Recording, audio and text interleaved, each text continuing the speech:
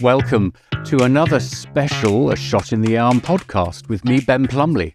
Well, we're in San Francisco. We're in New Digs today. We're in the San Francisco Community Health Center. It's a busy, thriving health center, so we may hear a bit of noise. Bear with us. Now, one of the often raised questions that we get from our subscribers, from our listeners and our viewers is, why don't we cover questions of innovation and equity outside of infectious disease? And an example that is often put to us is the question of reconstructive surgery for people with cleft palates, with folk who have burn injuries, and indeed other procedures. Of course, in the industrialized world, these are procedures that would be done fairly regularly and normally. But in emerging countries, that's perhaps a different issue. And of course, in sub-Saharan Africa, 93% of all people still don't have access to surgical care. So it's an important issue and one we've really been wanting to cover. And today, we are going to meet an incredible organization, ReSurge International, which was originally founded in 1969.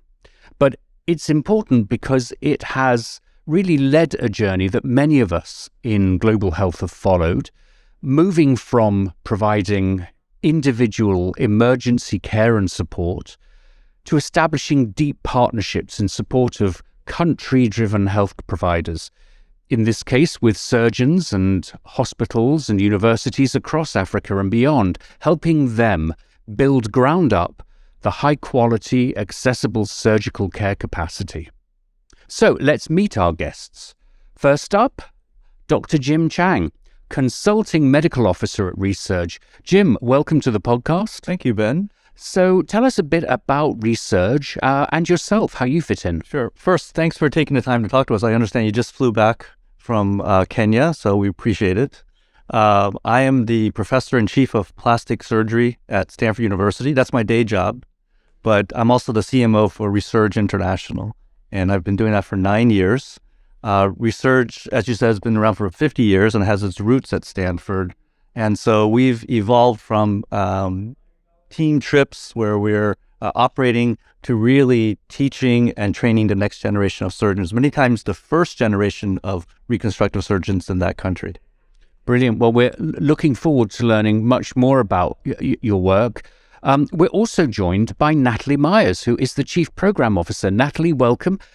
What does the Chief Program Officer do at ReSurge? A little bit of everything, which is a lot of fun for me. So we work across 19 countries, and so I'm the one leading to make sure all these partnerships are happening. All of our partners, 92% of our work is done by our local surgeons. So we have a reimbursement model where we actually help to ensure that patients can get 100% free care. And then getting to work with incredible surgeons like these has been a lot of fun for me. I've been in global health for the last 15 years. And I was actually just shared with Dr. Muguti today that my first time where I knew I loved global health was on a visit to my sister in Peace Corps in Zimbabwe, in his same town, when I was 13 years old. So we just figured that connection today. So that was pretty exciting. Brilliant.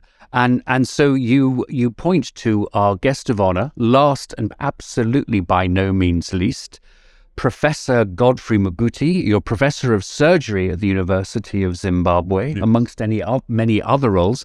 Now, I mean, I think somewhat as Natalie said, there is a very soft spot in the hearts of everyone in the Bay Area for Zimbabwe. I myself have worked there since, I suppose, the beginning of the 2010s in HIV and reproductive health. It's really brilliant that you're here with us. So tell us a bit about how the University of Zimbabwe is doing and how you got to be involved with ReSurge. Thank you. First of all, I would like to thank ReSurge International for inviting me to come to their gala and giving me this opportunity to be at this podcast. So the University of Zimbabwe is the oldest university in the country and is the leading university. It has got a student population of about 18,000. And has been around, I think, as far as I remember, for just over 70 years.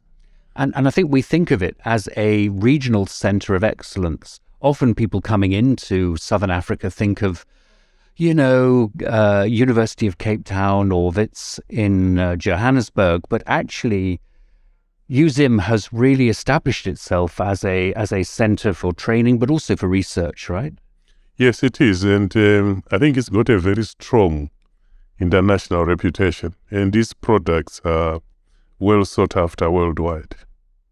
Brilliant. Well, let's get into the first issue, shall we? Reconstructive surgery, the desperate need for it in emerging markets. And Jim and Godfrey, if I could come to you first, just what is the problem? What are we talking about here? Sure. So reconstructive surgery is, I call it surgery for the unlucky patients who are born with a congenital problem, or they've suffered an accident like a burn or a road traffic accident, or they have cancer and need reconstruction. And in the United States, Ben, if you had a burn, the next day we'd have you in the operating room, we'd clean off that tissue and then put a skin graft and you'd be along your way.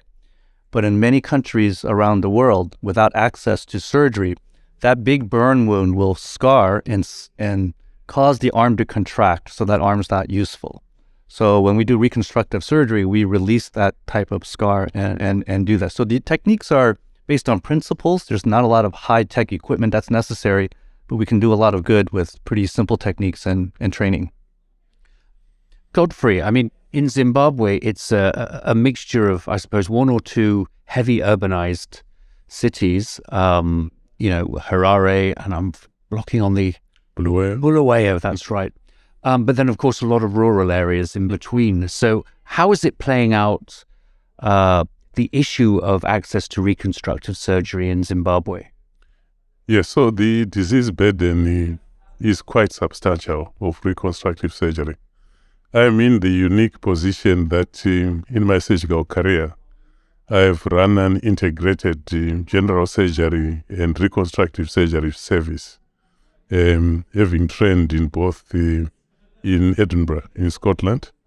And 25% of the work that I do is the plastic reconstructive surgery.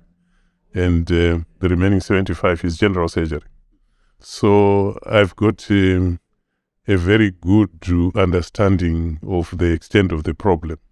And the unfortunate thing is, in the area where I work, the disease burden is large, and there are not enough surgeons with capacity, or in fact, hardly enough surgeons with capacity to deal with these complex reconstructive problems that Jim has alluded to. So, Natalie, in the sort of broader global context, while, I mean, we saw this from the comments that we get from our subscribers, but this isn't something, reconstructive surgery is not something that sort of sits on the forefront of global health minds. Why is that, do you think? That's a great question. And you'll see a lot, unfortunately, in global health that the funding does not align with the disease burden. So there's 5 billion people worldwide who don't have access to timely, affordable, and safe surgical care. And that burden of disease is 3 times larger than HIV, AIDS, tuberculosis, and malaria all combined, yet receives a tiny portion of funding, if any. Currently, the U.S. government does not fund global surgery. So there's actually a great advocacy group, the G4 Alliance, which advocates for global surgery and anesthesia, as well as obstetric care. And we've been working to get language into the congressional budget the last couple of years, which we've happily successfully done. But there's still no funding mandate, and there's no global fund for it. The Global Surgery Foundation actually just launched a couple years ago, and they have a big announcement coming up at the World Health Assembly this May that we're really excited about. So as a little tickler for others following the global surgery space. But the reality is that the funding is not proportionate to the burden of disease, and that's why this work is so critical. Well, we will be at the World Health Assembly podcasting daily, so I know who I need to get in touch with. So if the US isn't stepping up, who is? Are there any national or multilateral donors that are making a contribution? Honestly, it's really not being done. So there is a group that another thing that the UN is pushing for is called the INSOPs, which are the National Obstetric and Surgical Plans in Anesthesia done at the country level. And there's a group out of Harvard as well that's helping to push each country to do those. And as you know, with new policies, there's no funding line item attached to those. But it's really not being looked at that larger global multilateral level as of yet, So which is what we're working on. So no Dutch or Nordic funding that goes into this. That's something we really have to come back to. And you mentioned AIDS, TB, and malaria, and I will, later on I want to challenge you, but also look at a way forward. So, Godfrey, the situation in Zimbabwe before you became involved with ReSurge, as you've spent really all your career doing this, has it not been really frustrating? How have you kept yourself going? Yes, so it's been frustrating. That's the reason why I decided, in fact, I think a couple of years after I became a consultant in general surgery, that the service we were offering in Zimbabwe was not good enough, in the sense that there was a whole section of community of patients who were not really getting a service at all. They would be referred to a general surgical unit, and reconstructive problems can be quite complex. And the general surgeons would look at the patients, they know they can't deal with it, there's nobody else to refer to, and these people were just in the community. It was at that level that I said, this cannot be right. And I, went back and acquired a substantial amount of surgical skills in the Edinburgh plastic unit, after which I came back and they started offering a holistic service, filling a niche that was really not filled before. At that time, I was working in Bulawayo. And, just to give you some idea, in the years that surgery has been practiced in Zimbabwe, which is just over 100 years, there has never been a stage to which there's been more than one or two plastic surgeons in the country. And this brings me to the impact that my college, the College of Surgeons of East Central Southern Africa, has had in the region by providing a forum which surgeons could use to actually train and acquire qualifications in reconstructive surgery. Because before, universities did not really establish this program, because universities have got certain, ordinances. They have to go by, meet certain critical criteria for staffing and so on before they establish programs. So this program was never really established. And so when our college came along using a collegiate model of training, it was now possible to have a forum that surgeons could use to train in reconstructive surgery. See, I think that is really interesting that you and your colleagues pulled together and created a regional collegiate, a regional network of surgeons. There's one other thing I wanted to raise with you. So you went to Edinburgh to learn these skills. So often, the really well-trained health professionals in Zimbabwe have been poached by the British National Health Service. So it's wonderful to see that you went back. You weren't tempted to stay in Edinburgh? So at the time I was training, the economy was very strong in Zimbabwe. And all the surgeons who trained overseas at that time, their remit was to go overseas, train, acquire the skills and come back.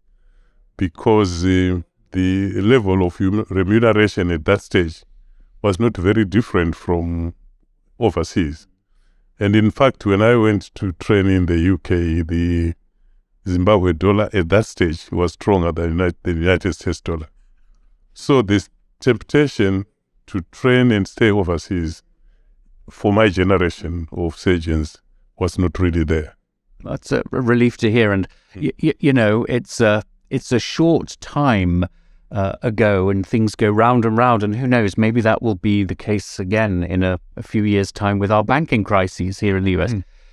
But Jim and Natalie, if you could take us back and give us a sense of the history of ReSurge, how it started, you know, just its sort of key milestones. Yeah, absolutely.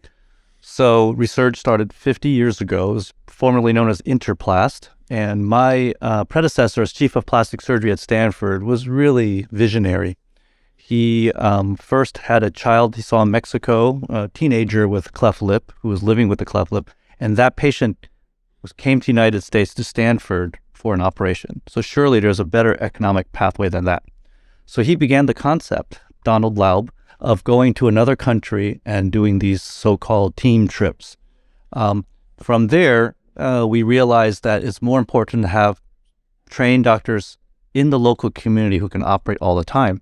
So we began to train surgeons who would stay, and we would reimburse them like an insurance company for those cases. We would review the cases. I came in 2014 as the chief medical officer, and our vision was to really expand the training. Many of our donors and board members were saying, how are you going to scale this? How are you going to break away from training a few people, but really training many people? So the idea of, you know, teach a person to fish. I wanted to bring in fishing academies, really set up large residency programs in many places. So that's our focus now, how to not only deliver reconstructive surgery, but really train those people who will be the pioneers in their countries. And that's why it was such a godsend to meet Godfrey 9 years ago. Do you know, it's interesting in doing research for this podcast, came across a lot in the literature about what we call saviors in white coats that come into countries that do surgeries for, say, a week and a half and then fly out. And that's great for the individuals concerned, but it's not really a good statement of solidarity and support. And there still seem to be very significant funding requests for this type of approach. How was it that ReSurge understood, I think well in advance perhaps of the rest of us, of the need for, you know, the Western experts essentially to be partners in service rather than the saviors in white coats? You know, it really was, and it's an ongoing evolution in thought, because on the one hand, when you bring an entire team and all the equipment to a site, you are ensuring that everyone knows each other and they're used to working together and they know the equipment.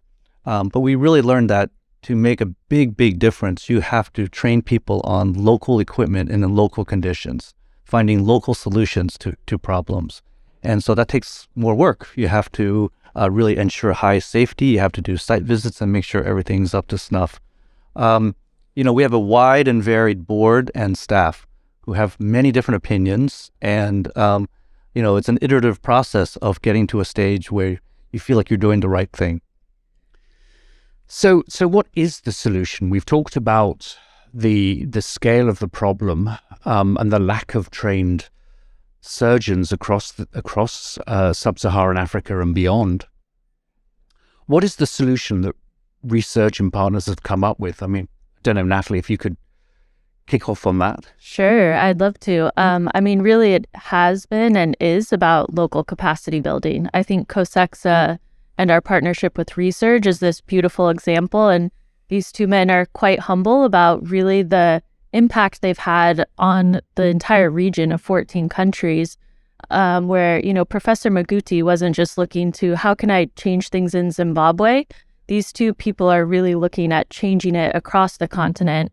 We're building partnerships with universities right now. We have partnerships with Stanford, Johns Hopkins, as well as Northwestern, pairing them with different universities and really seeing that as an exchange in knowledge. I feel like the idea is not revolutionary, and yet I do think it's taken global health quite a long time to put the partners in the lead. And I think that was also a unintended positive consequence from COVID too, that it pushed a lot of people to move in that direction. Because if we're not able to fly there for 2.5, 3 years, how many of those patients aren't being treated versus utilizing our local partners and complementing their work, supplementing them in their incredible work that they do. I think I see our role as just providing resources for them. And sometimes that is academic and educational resources because of the countries they're in, but that's not forever. Once you build them up, and I think a most exciting milestone that we haven't yet mentioned is just this year, we rolled out and launched a plastic and reconstructive surgery curriculum for all of COSEXA that was a vision built by these two men. Now, you mentioned COSEXA, which I guess is the network you, Godfrey, referred to earlier on. Just remind our viewers and listeners of what COSEXA is, if you would. Thank you. So COSEXA is now 23 years old as COSEXA. But in actual fact, if you look at its history, it's now just over 70 years old, because it is a successor of what used to be the Association of Surgeons of East Africa, which was a fraternity of surgeons in the East Central Southern African region that organized conferences about three times a year, where surgeons had a forum to meet, exchange ideas, network, and there was already a governance structure of that organization. So within that organization, there was a discussion that started in the 1980s to say that the university-based medical programs were not managing to address the surgical manpower gap in the region. So there was really a need to find another forum to complement the training that was going on in the universities. And the discussion of forming a college started then in the 80s, and it matured in the late 1990s. And in 1999, we formed this college. It was formed on the, more or less, the structures of the British colleges. And the Edinburgh College was quite central in setting up those structures. And it was after the college was inaugurated in 1999 that we established training programs to begin with for the major surgical specialties. And later on, we introduced all the other surgical specialties. And that provided another forum for training surgeons in the region that, as we reflect, has now made such a big impact that when you look at all the surgeons who have been trained in our region, the college training has now surpassed the surgeons that have been trained in the universities over the years. As I speak, when we graduated our young surgeons in Windhoek, Namibia in December, we had now cumulatively graduated about 758 surgeons in 23 years. Yeah. And our vision is to breach the 1,000 mark in the next few years and carry on. Yeah. Yes. So talk to us a bit about the this curriculum that Natalie mentioned. Jim, if you could kick us off, what did you guys got in mind when you created it? Well, we wanted something that was accessible to all the trainees in the 14 different countries in sub-Saharan Africa. And so I got all my buddies across academic programs in the U.S. Many of them have big hearts and wanted to do this stuff. They put together 2 to 3 hour PowerPoint lectures with a pre-test and a post-test and cases for discussion. We used local African cases to be relevant in that area. And so the entire curriculum or specialty of plastic surgery is broken down into 24 topics. And all of these are available online, free to anyone who wants to train in reconstructive surgery. They can take tests, they can get evaluated, they can have discussions about cases. And so that virtual library is a very organic, living library. Of course, as surgeons, we still need to operate. Surgery, we're tailors. We're bespoke tailors. We need to feel the material. We have to feel it and touch it. And so that curriculum allows the trainee to get up to speed so that when we're in the operating room with the trainees, they're already ready to go and to operate. And Godfrey, how's it played out in Zimbabwe? Well, actually across the region, taking these tools. Have you, presumably they're part of the training that you will provide these 750, hopefully 1,000, hopefully more students? Yes. Maybe I can, there's just some facts that I would like to mention which show the impact. We're talking about reconstructive surgery that the college in the first instance has made, and our partnership with ReSurge International, plus a few other like-minded plastic surgery organizations like Second Chance in Geneva, Smile Train, and Operation Smile, who I believe are based in the United States. There are just some important figures I want to share.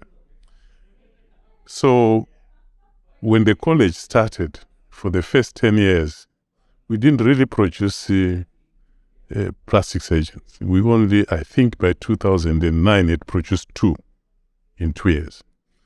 I became program director in 2009 because I'd gone to the UK for about 4 years where I was working. I'd taken a long sabbatical and made a conscious effort when I came back to introduce a plastic surgery training program because I thought this was absolutely essential. And at that time, I was on the college council and became program director of reconstructive surgery. So I was really at the center of driving the specialty. And I must say that from those 2, in the last 10 years, we have now produced through the college 53 plastic surgeons. And that is thanks to the supporting organizations, ReSurge International, Second Chance, Smile Train, Operation Smile. They have filled in the gap of the lack of capacity in terms of trainers. So the way the model has worked is that in those countries where there has been a surgeon who is trained in plastic surgery who can anchor the program, the impact that these organizations have had in terms of support have been such that by the time the trainees finish their 5 years, they would have had enough exposure to have covered, as Jim said, with the curriculum that they've developed, the whole spectrum of reconstructive surgery to a point where the examiners who assess them are satisfied that they can pass out as examiners. And this is the impact this has had. And just to mention another aspect of this relationship is that these organizations have provided funding not only to enable educators to come into the region and run these intensive hands-on workshops, which is what Jim was talking about, real skills transfer. After the workshops, the trainees and their program directors continue to consolidate on what they learn. And the next visit, you build on that to a point where in the 5-year period of training, everybody is satisfied that we actually now have plastic surgeons. And the beauty, as has already been mentioned, is that you are training people in their home ground, dealing with conditions that they deal with, to a level where they become independent of you, and they can actually then become the trainers of the next group of surgeons. And this has got a big multiplier effect. And before I finish, I'd just like to share with you. So when I started the program in Zimbabwe in 2010, there were no plastic surgeons there. Today, we've trained 5 plastic surgeons. And I am aware that in other countries like, Ethiopia, the number of plastic surgeons has significantly increased. In my recent count, I think they were over 30. In Uganda, they are about 13. Kenya is about 13. And Malawi has got about 4. So the number of plastic surgeons is increasing. And with the help of our organizations that are collaborating with us, it's also possible within the region for trainees to move from countries which are weaker to rotate in countries that are stronger. And as you'll appreciate, to achieve all this, you need substantial financial support, which our collaborators have kindly offered. So to be clear, when you started, there were no plastic surgeons in Zimbabwe. Yes. Today, how many are there working in country? Right. So this is the beauty of my college. We have done a number of studies that have consistently shown that if you train people adequately on their home ground, the retention rate is very high. Mm-hmm. Within my college, the retention rate in the region is about 84%. In my own country, as I said, we have so far trained 5 plastic reconstructive surgeons, and 4 are in the country. Only 1 has moved to the UK. Oh, so let's see what we can do to bring him back. So really, I don't think there could be, a better way of providing manpower. Yeah. Well, it's clearly an approach that works. And so this sort of gets us on to the sort of broader context. And, we talked, Natalie, about at the start, why isn't this more of a global health priority? It's not part of the UHC, Universal Healthcare Strategy, that's being developed by the UN. There's going to be a high-level session on it at the UN General Assembly in September.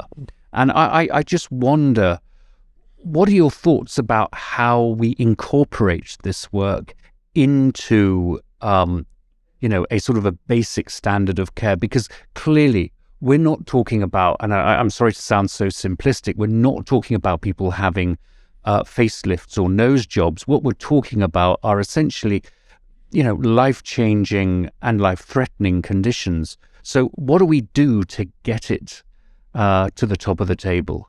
Well, recently the World Bank just identified surgery as one of the best investments that you can make. With $1 of investment in surgery, that will give you $10 in productivity economic gains for the society. So I think where historically people might have thought more as infectious disease and surgery might seem like a luxury, and I think there is a real misunderstanding around that, versus that it's actually an essential part of any health system and shows the strength of it really well, because you need an entire surgical team. You have to have good nursing. You have to have safe anesthesia. With reconstructive surgery, you have to have occupational therapy and follow-up. So it's actually a great indicator and predictor of a health system's strength. And so I think that we are getting there, and it will be considered. It is a part of essential universal health care. And I think that it's a little bit, we'd be remiss not to include it as an essential part. I mean, something that immediately strikes me from what all 3 of you have said is the role of reconstructive surgery in obstetrics. And, clearly that's something the whole pregnancy, sexual and reproductive health, that's an area I work very strongly in. There immediately seems to be some commonality there, some way of joining the dots. And I don't know, Jim, in your work with fellow surgeons here in the United States and abroad, has that struck you? Is that something that you're working on? Oh, there are many women's issues related to reconstructive surgery. Women are disproportionately more suffering from burn injuries with open cooking flames in many countries. I always say the combination of a sari, the Indian dress, and open cooking flame is a terrible one. There are also conditions of cancers that evolve, and as well as obstetrics conditions. So the principles we teach in reconstructive surgery can be used for anyone, and unfortunately, many of them are women and children who need reconstructive surgery. Back to Natalie's point on a microcosm, she talked about the financial impact. Donors always ask me that. Why should I give you $300 for one child when I can immunize 100 children against some infectious disease? Well, that child may be a 5-year-old. I saw a child in Cox's Bazar, Bangladesh, who had a severely burned arm, so much so that the wrist was fused to the shoulder. Oh. So now that child can't go to school and likely has a mother or father who can't go to work to stay home to take care of that child. So with 2 hours of surgery, we were able to release that arm, put skin grafts on, recreate the burn, put skin grafts on, and a month later, that child can return to school, and the parent is free to go about their occupation. So if you think of the long-term actuarial amount of financial impact, when I give that example to donors, then they get it. They see the value of it. And I can imagine why ReSurge probably put you in front of a lot of donors. That's a very compelling example. And it really resonates with me, because if you are looking to empower poorer households, really no matter where you are, what you don't want are the parents unable to work, unable to support their kids fully. And you don't want to be in a situation where one or more of your kids, or indeed one of the bread earners, is unnecessarily affected and could be treated in a very cost-effective manner. Now, Natalie, I'm going to come back to that comparison you made at the top, a challenge to me as an old AIDS activist about the investments that have gone to infectious disease, AIDS, TB, and malaria over the last 30 years that are really very significant. And, that's a brownie point for us. We think that's great. But when we started doing that, it was out of concern that, there wasn't any resource going into particularly HIV, a terribly emerging threat in sub-Saharan Africa particularly. But here we are, 2020s, we've got to meet the Sustainable Development Goals at 2030. We've got to join the dots. We've got to move out of silo thinking. What's your advice for folks like me working in the infectious disease world? What should we do to make sure that you've pulled up your seat at the table and we shut up and listen to you? Well, I don't think it's a zero-sum game, so I don't think you should be thinking of it that way, but it is really about growing the pie, and I do think it's essentially back to equity, because when we think about surgery, we're often talking about quality of life. Of course, there are avertible deaths due to surgical conditions as well, but what we really see in reconstructive surgery is that we're allowing these people to live unnecessarily with a disability that you would just never see in the Western world. So it's such an essential question of equity. And I think all of us in global health, it's just we need those multilaterals, USAIDs to come to the table and to make that investment in healthcare systems, because that's what it will require, is investing in infrastructure in these countries in order to really grow the pie in investment in global health. And of course, coming out of COVID, we in the infectious disease world patted ourselves on the back because our investments in community health workers for AIDS, TB, and malaria could be turned on a dime for COVID. But it's a very timely reminder. I mean, Godfrey, the rubber hitting the road. Zimbabwe has now seen significant investment in HIV through the US government's PEPFAR program. Has that had any knock-on effects for you, or has it been hard to, break open the door and look at partnerships? I hope I get the question right, but what I can say is that the impact of all the interventions that have come to combat the HIV/AIDS pandemic not only in Zimbabwe, but I would like to think, across most of the countries in the developing world has been huge. Because if I remember, I'm not a physician, but if I remember the statistics we had at the beginning have in recent years been completely reversed. Where at the beginning, if you got HIV/AIDS, it was a death sentence. But now HIV/AIDS, with all the research and new medications that have come on board, has now been converted into a chronic disease.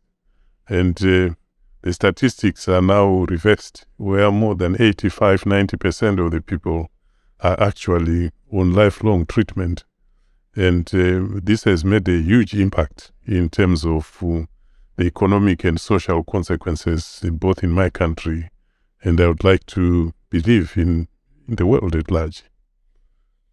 And I guess these, people living with HIV, undetectable, untransmissible, they're going to be affected by burns in the kitchen, by their kids being born with cleft palates. So there is absolutely an urgency for us to, as you rightly said, Natalie, demonstrate that this is not a zero-sum game. It's about making the cake bigger.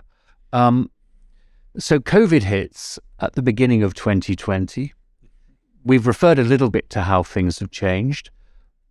What happened, Jim? How did it affect ReSurge? Well, like many of us, we had to pivot on the dime.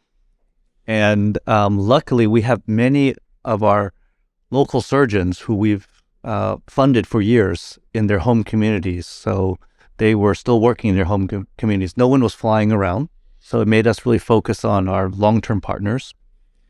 Secondarily, you remember, Ben, right before COVID, none of us could get on a Zoom conference call.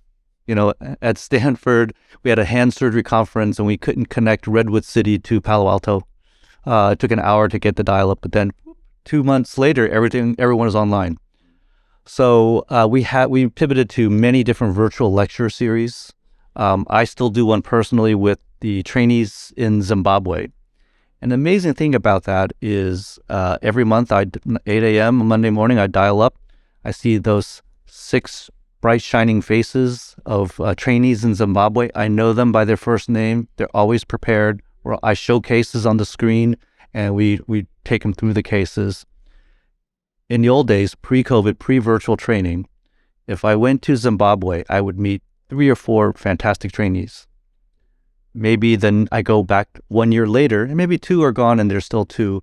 And in the 3rd year I go back, there's one person who really wants to do reconstructive surgery, and I go, aha, that's the person I'm going to invest in. Now I see these 6 trainees every month, and by showing up virtually, I know they're people that I want to invest in. So the throughput of really identifying great trainees has sped up with virtual training. So we incorporate virtual training in terms of live lectures, the curriculum, and those enhance our in-person training. I mean, Godfrey, on a practical level, COVID came. It meant that the kind of surgeries that you all would be doing were sort of put on hold. Are you now seeing a backlog being, sort of getting through that, or was Zimbabwe able to continue to manage cases as you needed? Well, I think we were affected just like every other country or health system, because during COVID, we all prioritized the emergencies and malignancies. And most of the elective cases were postponed. And in reconstructive surgery, apart from burn injuries, most of the conditions are really elective. And so, if you like, during the COVID era, I don't think it would be correct that we neglected the conditions, but we're forced to postpone. So we've built a backlog in these last 2 years that we are slowly working through. And given our limited capacity, it's really compounded the problem of the disease burden in the community. So here we are in the Bay Area, end of March 2023. ReSurge is about to, or is in the process of launching a digital campaign to raise awareness, presumably raise resources. Natalie, can you tell us a bit about that and how perhaps our subscribers, listeners and viewers could help? Of course. Well, everyone can donate at resurge.org. So go there, check it out. And then also really exciting coming up in the next couple of days, which is part of why we have the honor of having Dr. Muguti out here, is that we have our big fundraising gala that's taking place tomorrow, where we'll be honoring Dr. Muguti, and people can live stream that next Wednesday at 4 p.m. Pacific time, in case they're interested to learn more about all that we're doing. And the specific campaign is called our Transformations Campaign, where we're hoping to raise $35,000 through all this initiative. And so we would love for people to contribute or just check out all of our great academic content for any burgeoning surgeons out there. It's a little graphic. I'm not a clinician, but if anyone's interested, we have a ton of great content and you can learn more about all that we do. The next generation human tailors. Yeah. I love that. That's going to stick with me. But to be clear, I mean, obviously podcasts have a longer shelf life than the news events. We'll make sure that we link in the show notes to the YouTube channel, to your website, so that folks can see the wonderful gala that's going to take place and seeing Godfrey getting embarrassed as he's given an award. And I hope it's a really huge award that you find difficult taking back to Harare. Thank you. So as we wrap up, it's something we always do at the end of A Shot in the Arm. It's sort of ask guests what's keeping them sane. What are you watching, listening, reading? And Godfrey, perhaps I could start with you. You flew in yesterday from Zimbabwe. Were you reading anything or watching anything on the flight that stood out? Please not literature about surgery. So that's really interesting. I have always, in my free time, spent time reading material completely out of medicine. And currently, I have been reading, interestingly, Barack Obama's book, Promised Land. And that's what I was reading on the plane. Super. And that, I've got to say, Obama's book really has resonance for us today, as much as when he wrote it. Natalie, what about you? What's keeping you interested and occupied? Embarrassingly, I actually just finished a surgery novel, but it is a novel and it's phenomenal and I recommend it. Cutting for Stone by Dr. Abraham Verghese out of Stanford. And it's this incredible epic novel about an Ethiopian surgeon and that goes through all these different generations. I would compare it a bit almost to Middlesex or one of these like great epic novels. But unfortunately, that is the truth of the global health confessed junkie. So even for fun. Love it. Jim, what about you? Well, I guess my guilty pleasure is subscribing to the paper version of the Financial Times Weekend Only. I skip past the financial news and go to the second two sections, the home and garden, and then the arts. I spend the whole week reading about fine wines and new books that come out. So that lasts me all week. And of course, I'm super excited because season 4 of Succession is about to drop next week. That's right. That's certainly going to keep us occupied, particularly since Rupert Murdoch, who of course isn't the inspiration for Succession, has just announced he's getting married again. Extraordinary. Well, I'm going to be a bit embarrassed to admit, having just come back from Kenya, I was really struck by the billboards on the Chinese-funded highways to and from the airport, for a new season of Real Housewives of Nairobi. So that's something we're going to be binge watching. We just have to get Jim's good wine for that. That's what I petitioned for. Well, brilliant. Thank you all so much for joining us. I think this has been a really important podcast. I think there's a lot here for us to go back to our communities and work with. And Natalie, I hope we will be able to see each other at the World Health Assembly. I'm looking forward to this exciting new announcement. And please do keep us posted on news and work that ReSurge is doing. We would love to invite you all back on the podcast in the future. Thank you so much, Ben. Thank you so much, Ben. Thank you. Well, everybody, thank you so much to our guests from ReSurge International. Thanks to the San Francisco Community Health Center for hosting us in their Chief Executive Officer's office. Thanks to Eric Espera, our director and producer from NewsDoc Media. And finally, a big thanks for you. Thank you for watching, for commenting, for sending us suggestions. In this episode, obviously, we listened to you as you were asking about global equity and access for reconstructive surgery. If there are any other issues that you think we should raise, please do contact us. Have a great week and a safe week, everybody.